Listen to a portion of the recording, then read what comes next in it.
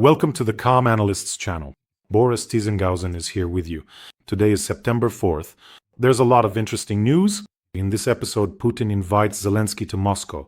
What is it? A desire to talk or a trap? And what's behind the conversation between Putin and Xi Jinping about extending life to 150 years? And how is this connected to Putin's daughter, who is in charge of genetics in Russia?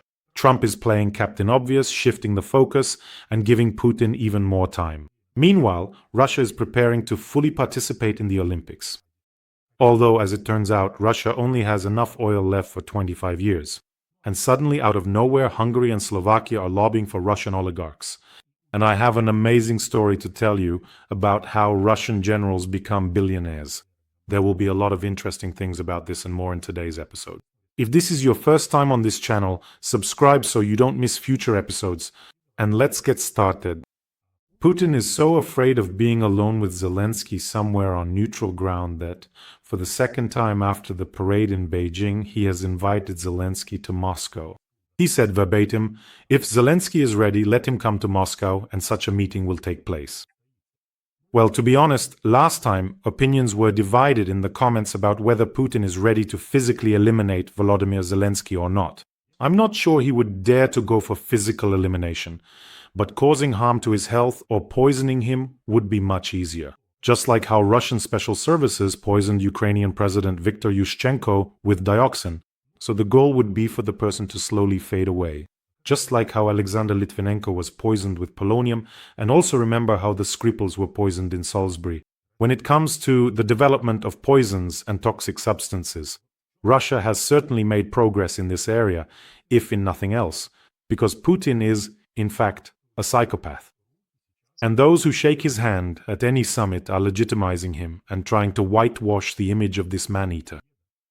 To those who say that Putin is defending some kind of Russian interests by attacking Ukraine, let me just remind you that Putin came to power. He came to power on the blood of his own citizens. This message is especially directed at the Western audience. Watch the film on YouTube. There is a film called FSB Blows Up Russia. Now subtitles are available in the necessary language. Just watch this film. By the way, it was partly for information from this film that Alexander Litvinenko was poisoned with polonium. This is the story of how Putin and the FSB simply blew up apartment buildings in Russia, entire buildings, high-rises, in order to start the Chechen war and blame it all on so-called Chechen militants. But at one point something went wrong with these bombings and suddenly it was revealed that the FSB was behind them. In other words, there is evidence. At that time, it was still possible to talk about this, to make programs about it. So watch it. Patrushev is involved in it as well. It will be extremely interesting. And on Putin's conscience are the deaths of Boris Nemtsov, Navalny, Anna Politkovskaya, and dozens of other opposition figures and journalists. In other words, there is so much blood on his hands that it's impossible to count. The plane with Prigozhin on board was blown up. And by the way, the plane of journalist Artem Borovik, remember that was in the year 2000, I believe? Artem Borovik and his editorial team were gathering information about Putin's childhood. That childhood is shrouded in darkness and secrecy. Putin carefully concealed who his parents were. Which date of birth is correct? No one understands. So basically, Artem Borovik and his editorial team were filming a program and spoke with Putin's biological mother. And 3 days before the broadcast of this program, the entire plane crashed. Everyone on board died, including the crew. And of course, Putin has the blood of thousands upon thousands of Ukrainian citizens on his hands, as well as his own people. In other words, this is a monster whom someone is for some reason trying to humanize. How can anyone even admire him or be proud of having a good relationship with him? Shaking his hand, calling him on the phone, chatting away, how is that even possible? If anyone thinks that Putin will change or repent after this war, I have bad news for you. So, if you just imagine, this will be very clear for our American friends. If back in the day, Henry Ridgway, the Green River Killer, Andrei Chikatilo, Jeffrey Dahmer, the Milwaukee Cannibal, if they had been caught after a certain number of victims and then released. Moreover, they were told that they would no longer face prison. So what do you think? Would they have continued their bloody path? especially if they were given guarantees of safety. Russia, after all, is now demanding some kind of security guarantees. So, what do you think? If these maniacs were guaranteed that nothing would happen to them, would they have continued their bloody path? I'm telling you, 200% yes. So what they're trying to do for Putin now, giving him what he stole, Ukrainian territories, and even writing up some kind of security guarantees, this is basically giving a carte blanche to a maniac. So the category of people who write things like, well, Putin is right, he just wanted Ukraine not to join NATO. And why does Putin get to decide where Ukraine, an independent sovereign state, should join? A simple example. Tomorrow Putin decides that American bases shouldn't be in Europe. Yes, he already decided that something shouldn't be on Ukrainian territory, or on the contrary, that something should be there. So he decides he doesn't want American bases to be there, especially anywhere close to Russia. Does he have the right to start killing American citizens if no one removes the American bases? What do you think? Or to bomb the European country where the American bases are located? Does he have that right? Let me remind you that Putin started a war with Ukraine, a country that doesn't have any American bases on its territory. Ukraine is not a member of NATO.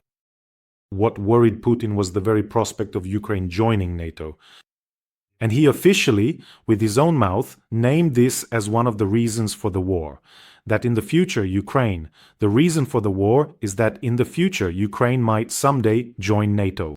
By the way, Putin also made a number of statements after that parade in Beijing. He noticeably started constantly clearing his throat in a way that's already kind of inappropriate. But let's hope that's a good sign. So anyway, Putin stated that territorial issues in Ukraine could be resolved through a referendum, but for that, martial law needs to be lifted. Look at him, he doesn't even run his own country like this, but he's giving us advice.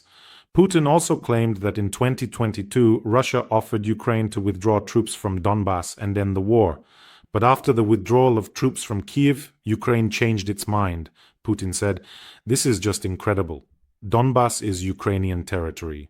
Putin was offering us to withdraw troops from our own territory so that he could take it without a fight." And does anyone even understand, with all these questions, demands, and pseudo-referendums, why does the Organization of Concerned Nations even exist right now? Why does the UN even exist? If, back in the day, the Soviet Union was expelled from the League of Nations after attacking Finland, then now for its war against Ukraine, no one can even expel Russia from the UN. Well, let's imagine another situation. What if Germany hadn't left the League of Nations? At the time, Hitler left on his own because they demanded arms control, and he didn't want that. He knew he was going to start a war. So let's say Hitler didn't leave the League of Nations, occupied and annexed the Sudetenland, and invaded Poland. And the representative of Nazi Germany, standing at the podium in all his crosses and swastikas, would be telling everyone that Poland provoked them themselves. He would be talking about some kind of combat mosquitoes, saying that they were being prepared in Poland to, destroy the Aryan nation. And he would be doing this at the very moment when Wehrmacht troops were burning European cities, while representatives of other countries sat and listened attentively to all of it, just as they now listen to Russia's representative Nebenzia at the UN Security Council. In general, Putin also stated that if common sense prevails, then an agreement can be reached now. If not, everything will have to be resolved by military means. He's openly laughing right in Donald Trump's face. And against all this, Donald Trump is making statements like, "My relationships with Putin, Xi Jinping, and Kim Jong-un are very good. In a few weeks it will become clear just how good." What? Another statement from Donald Trump. "I have no statements for Putin. He knows my position. He has to make a decision. I will either be satisfied or not. If not, there will be consequences."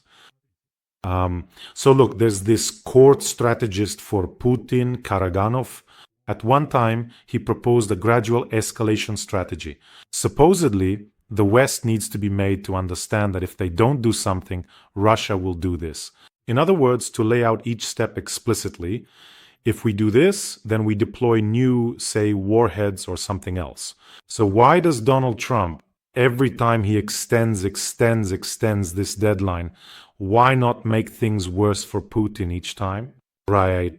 So a 10-day ultimatum, get 25% tariffs for India. They got it, that happened. A 50-day ultimatum, get 100% tariffs. Putin refuses to agree to a ceasefire, get 500%. Still refuses. Ukraine gets 5,000 missiles very quickly, and with the right coordinates. No, I'll give him time, give him time, give him time. At the same time, Donald Trump himself says 1,000 people die every day.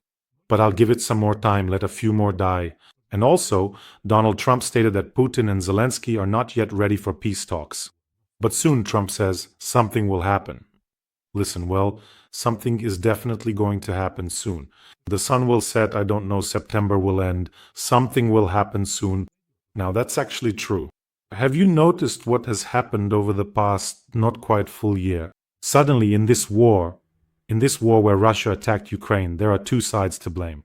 Well, according to some people, that is, the one to blame is not the aggressor who attacked. But suddenly, they decided to split the responsibility between Ukraine and Russia. So do you see how they've shifted the focus? When Donald Trump says UK, Ukraine, and Russia need a little more time to fight, like in a hockey match, he is consciously or unconsciously shifting the focus. It's not that they need to fight. It's not like some random fight just broke out here. It's not as if no one knows who started it. In this case, if we call things by their proper names, we should say that it's not about giving them time to fight like in a hockey match, but about giving the maniac more time to torment the person he attacked. More precisely, to give the aggressor time to try to torment even more. That's when everything falls into place. This is not a hockey arena. It's not a boxing ring where fighters mutually agree to a fight. We didn't want to fight. Ukraine never wanted to fight anyone. Ukraine is a peaceful country. It was Putin who wanted war, and it was Putin who attacked. This must be remembered. And that's exactly when the maniac started having problems. The one he attacked suddenly decided to fight back, and to fight back hard. And now the maniac wants everyone around to help him keep what he stole, to calm down the one he attacked. Why is he fighting back against me? Do you understand?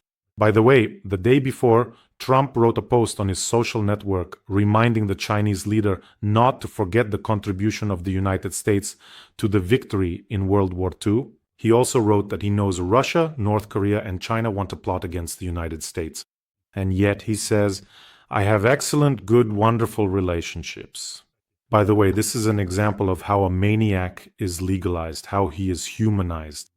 The Russian national team is preparing to participate in the 2028 Olympics in full, according to the Russian Minister of Sports. And these games will take place from July 14th to 30th, 2028 in Los Angeles. Let me remind you, Russians were suspended from the Olympics in 2018. Since then, Russian athletes have competed under a neutral status, but in Paris, only 12 Russians received invitations. I wouldn't send even those anywhere. Well, what is this? And for us, yes. For us, of course, sport is outside of politics. But in reality, sport is very much about politics. I mean, any event that's broadcast to the whole world, to an audience of millions or even billions, where countries' flags are ranked, where sporting achievements are also used for political purposes. Take Hitler, for example. He was far from a fool when he organized one of the most grandiose Olympics in Berlin. In other words, he arranged everything there in such a way as to promote his own political ideas. He understood perfectly well that sport could be an excellent way to advance his political agenda. Just look at the symbol of that Berlin Olympics. An eagle clutching the Olympic rings in its talons with a swastika on its chest. There you have it. And that emblem was shown everywhere. So after that, the New York Times, I believe, wrote that Germany had returned to the fold of civilization after that Olympics. Well, you know what happened next. Let me put it this way. The sooner you lift sanctions from Russia, the sooner a new war will begin. That's an axiom. For one simple reason, you will show Putin that he will face no consequences for killing millions, that he will face no consequences for seizing other people's territories. Why should he then limit himself to just the war in Ukraine? Well, ask yourself that question. And how are we supposed to live if sanctions are lifted from him? And by the way, first and foremost, that's why Russia's neighbors are so active right now. Well, not only for that reason, and for which they deserve huge thanks. Because they understand that Putin will cross the border straight into their countries. That's all there is to it. By the way, it turns out Putin actually plans to live for a very long time. I don't know if you saw it or not, but a stray microphone caught a conversation between Putin and Xi Jinping at the parade. Well, the microphone was pointed at them, and this conversation, which they thought no one would hear, ended up online. Bloomberg reports, at least I first saw this information in Bloomberg. So the conversation went as follows. It was about the longevity of dictators. She says, in the past, people rarely lived to 70, but today, at 70, you're still a child. And Putin, thanks to the development of biotechnology, human organs can be transplanted continuously, and people will be able to live younger and even achieve immortality. That's what Putin says. She replies to him, the forecasts are that in this century there is a chance to live to 150 years old. So that's how they measured themselves. Forget 70 or 80 years old, at least 150. And let me remind you, Putin's eldest daughter, Maria Vorontsova, is considered Putin's advisor on genetic engineering issues, particularly the use of CRISPR technology.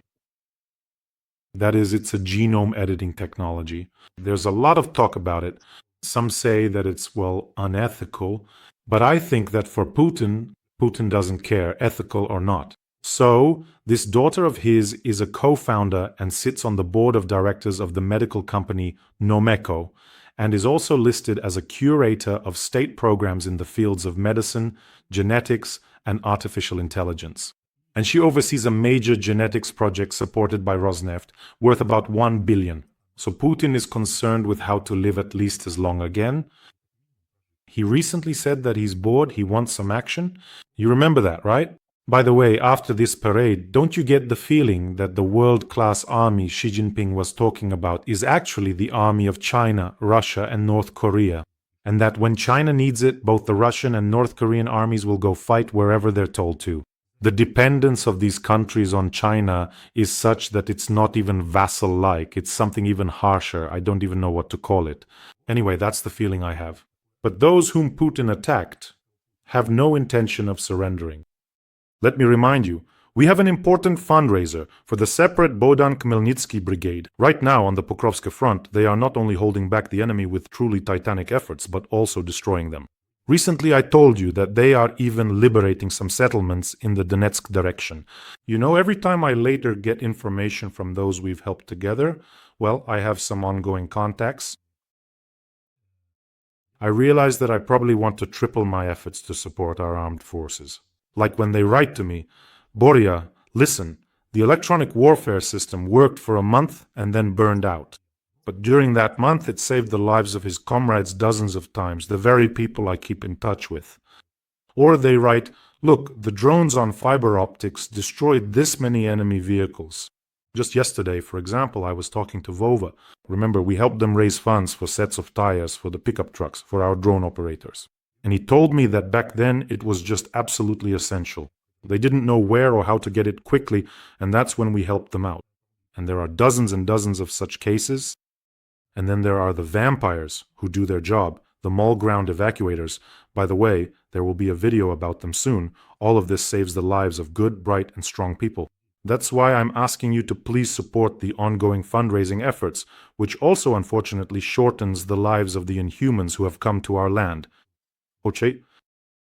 By the way, my dear friends, these truly good, incredibly bright, and remarkably strong people who have dedicated themselves to a noble cause have bestowed upon us what I genuinely consider to be an absolutely priceless and profoundly meaningful gift, something truly special that I am eager to share with you right now. It is, in fact, a genuine Guar flag, bearing the authentic and highly significant autograph of none other than the esteemed Kyrilo Budanov himself, a signature that adds immense value and historical importance to this remarkable item. And they gave it to us for the good deeds that we are doing together. And so friends, the link to the fundraiser is in the description of this video. Let's help our warriors. There's PayPal for those who want to help from abroad. There's Mono, there's private, but if you're watching not on my channel, here's a QR code. It leads directly to the fundraiser. You know, every time I don't know, it's some incredible feeling. And they, our defenders, they rejoice like children too. Recently, a commander showed me a video of how they took apart that Russian convoy. And he was like a kid. Look, did you see that? That's awesome. There, 1, 2, 3, 4. And you could really see it in him. So, more joy for them. We will keep helping. Right now, they need our help more than ever. There's a piece of news I saw and, I just couldn't ignore it. Now, I don't know if it'll resonate or not. The mayor of Kazan said that C students are the main personnel reserve for the Russian government. Poor academic performance in Russia is no longer a problem, declared the mayor of Kazan during his speech on September 1st. And according to him, C students grow up to become future officials, regional heads, and mayors. From the stage, he addressed his grandson, encouraged him not to be afraid of getting C's, and reminded everyone that he himself used to get C's in school. But look, here's why, in principle, this news stirred up so much in me. He's right about something. In general, the system where a child was immediately written off and branded as a C student, I experienced that system myself. Maybe things are different in schools now. I think they're definitely different now. So, write in the comments if you have kids in school. How is it there now? Of course, the grading system is different too. I remember a time when teachers would freely use terms like C student or D student as if it was completely normal. There were also classes, in schools, usually named after the last letter. Like if A was the elite class, at least that's how it was for us, then B, V, and so on. We even had a class E, where they sent those who weren't keeping up academically. Even students who had to repeat a year were there. I remember how the teachers, without even trying to hide it, would stand around during breaks, talking loudly in their teacher voices, just chatting. And one of them says, "I have a lesson now with those idiots from class E."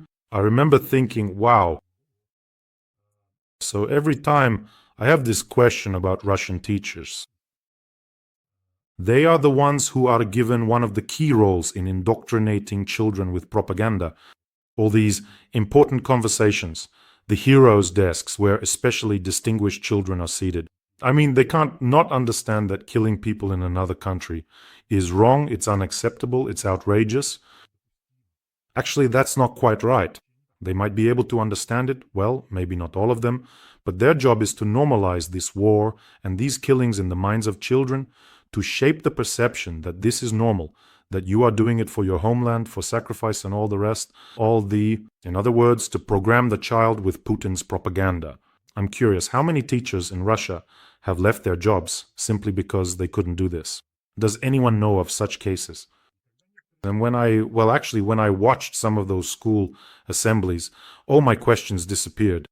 There, the teachers are the first to march in front of the children, wearing some kind of pilot caps and those St. George ribbons, those Colorado ribbons, almost carrying portraits of Putin. So basically, it's all classic, the Soviet Union in its worst reproduction. Soon, those who remember the horrors of the Soviet Union will start thinking, my God, that was just child's play compared to Putin's Russia. Another interesting point. I decided to look into the difference between teachers' salaries, the pay for educators, and the pay for those who go to kill Ukrainians. Those contract soldiers are paid 30 times more than, say, a teacher's salary in St. Petersburg. 30 times more. You'd think it should be the other way around. Teachers, children, a bright future, upbringing. But no, this is Russia. In other words, if Putin wanted to, Russian teachers would have had decent salaries long ago. But no. A teacher is supposed to feel poor and humiliated, supposed to be afraid of losing their job, and then they'll do whatever they're told. In other words, that's the best kind of propaganda soldier, including indoctrinating children with this Putin propaganda. And Putin has to raise the payments for those who go to war almost every month, because no one has wanted to defend the motherland for free for a very long time. But even for big money, not everyone wants to anymore. And for Russia, 3 million is a lot of money. And just imagine, 3 million for a contract and 5 million if you die, that's a jackpot, for the family to get. But that's nothing. Those amounts are nothing compared to what Russian generals are making. Some are so lucky that literally right after the war, after the start of the full-scale invasion, they become billionaires. Today I'm reading a remarkable story. This is Russia in a nutshell, about General Tonkik. His last name is Tonkik, but in reality, he probably doesn't look it at all. He's the one responsible for those massive losses of the 58th Army in the Donetsk direction. So it turns out this general is directly interested in making sure the losses are absolutely monstrous. Why, you might ask? Because, well, first of all, there are all sorts of extortions in the army. If you want to transfer, if you don't want to be at the front line, if you don't want to be somewhere, everywhere, you have to pay for everything. All these streams of money flow to people like General Tonkik, but The primary source of business, if you can call it that, is the schemes involving dead souls. And here, General Tonkich, the lieutenant general, hit the jackpot. So the more of these occupiers die in these meat grinder assaults, the murkier the waters become, making it easier to get money for these dead souls. That is to say, payments for those unfortunate individuals who tragically died ingloriously there. And the more significant losses there are, the more substantial money there is, accordingly, for their families. If some family in Russia suddenly didn't receive money for an occupier who was eliminated on the Donetsk front, know that those payments were collected by that very General Tonkich using fake identities. What a brilliant business. Brilliant. So when Russian families are told, well, there's no body, it wasn't found. I actually told you before that there's an unspoken order not to retrieve the bodies. Later, of course, someone will get payments for those bodies, but not the Russian family that's waiting for the white car or those millions. But look how clever he is. So he became a billionaire in early 2023. See what a clever guy he is.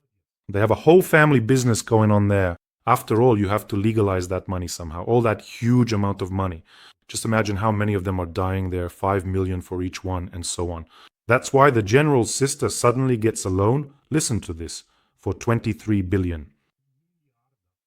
How many people in Russia can get a loan like that? Well, I think you already know the answer. Then they run some kind of business activity and legalize the money they get from those so-called dead souls, from extortion. So Russian billionaire generals are making quite a profit off cannon fodder. So, as they say, yes, he got his spot. Well, up there they see everything. So, Lieutenant General Evgeny Tonkich, if divine retribution doesn't catch up with you, other good and decent people will. I think that if you dig around, you'll find that this general owns a ton of real estate in the hated West. For some reason, they love to buy property where their enemies and the values they despise are. But unfortunately, as long as Russian oil and gas are being bought, they'll keep getting money. But today I came across an interesting piece of news. Russia only has a little more than 20 years' worth of oil reserves left. So it's not just like that. There are only 25 years of profitable proven oil reserves left in Russia at the current production rate, said Oleg Kazanov, head of Rosnedra, at a meeting of the State Council Commission on Energy. An official has told you 25 years and that's it. The reserves, that's if no new ones are discovered, because practically all known deposits, 96%, have already been put into production by the subsoil fund, Kazanov stated. And let me remind you, right now they're selling at a price much lower than they would have if they hadn't started the war. So attempts to find new large oil deposits in Russia are not yielding any results. Last year, 39 fields were discovered, but their total reserves amounted to only 21 million tons. That's just ridiculous. This is according to oil and gas expert Mikhail Krutikin. That is, at the current rate of extraction, Russians are now producing 520 million tons per year. They pump out the same volume as from all these newly discovered fields in about 2 weeks. So there's some news for fans of Russian oil. And who are the fans of Russian oil? That's right, Orban and Fico. They won't like this news. By the way, they've pulled off some new cringe over there. At this point, you could even call them something like Cringeslav Orban, for example. So Hungary and Slovakia demanded that the European Union lift sanctions. Guess from whom? From 6 Russian oligarchs, Mazepin, Aven, Bajev, Avdolian. And as for Slovakia, Alisher Usmanov and Mikhail Friedman. So basically, they split up the list of oligarchs. You asked to lift sanctions from these, I'll ask for those. Honestly, it's just amazing. All right, fine. And then other members of the European Union offered them an alternative. Well, we could lift sanctions from 1 or 2 if there might be weak evidence against them. Maybe the case wouldn't hold up in court. And so on. But Orban and Fico said, no, lift sanctions from all of them. It's just incredible. I can understand when they try to justify it with some kind of energy independence, some sort of energy security, when they're trying to defend their purchase of oil and gas, that I can at least understand their interest in. But here, they're just blatantly trying to get sanctions lifted from 6 Russian oligarchs. Let me emphasize, Russian. And both Hungary and Slovakia, where citizens are among the poorest in the European Union, are even being offered alternatives, but they still say, no. Are you all kidding over there or what? Let's put it this way. What do you do with someone in a company who sabotages the work of the entire company?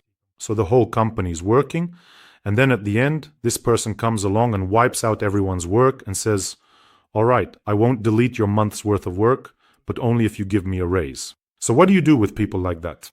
That's right, you fire them. Why has the European Union only just started considering an alternative voting mechanism? And even then, they've only just started to consider it. If someone asks me what era the war in Ukraine took place in, I'll say it was the era of the most patient and toothless politicians, when the whole world, the civilized world, will finally realize that goodness needs to have fists, or better yet, brass knuckles. Once they understand that, then, as if by magic, most wars will disappear, and all the dictators will crawl into their bunkers and sit there quietly. So friends, take care of yourselves, take care of your loved ones, subscribe to this channel, and let's help raise funds for our soldiers. I'm really asking you to do this. They protect us, and we will help them. Wishing us all a peaceful day, and of course, glory to Ukraine.